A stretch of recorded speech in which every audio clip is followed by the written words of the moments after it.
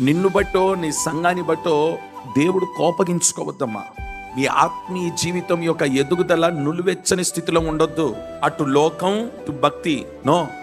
ఏదో ఒకటి విడిచిపెట్టు, లోకాన్ని విడిచిపెట్టు, దేవుని కృపను పొందుకో.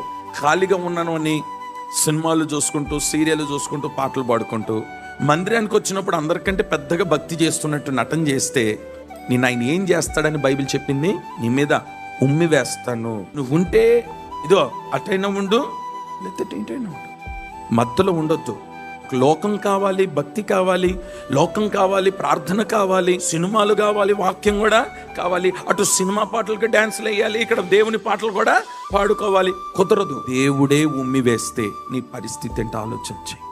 యవనస్తులారా, దైవజనుల ముందు మీరు ప్రవర్తిస్తున్న విధానం ఎలాగుంది, దైవజనుల వెనకాల మీరు ప్రవర్తిస్తున్న విధానం ఎలాగుందో ఒకసారి ఆలోచించు. ఒక స్థిరముగా నువ్వు నిలకడగా ఉండగలిగితే దేవుడు కార్యాలు ఎందుకు చేయడు? నువ్వు స్థిరముగా ఉండండి. నీ హృదయాన్ని స్థిరపరుచుకో, నీ మనస్సును స్థిరపరుచుకో, నీ ఆలోచనలు స్థిరపరుచుకో. స్థిరమైన హృదయం కలిగి నీ ప్రభువును హత్తుకొని ఉండు.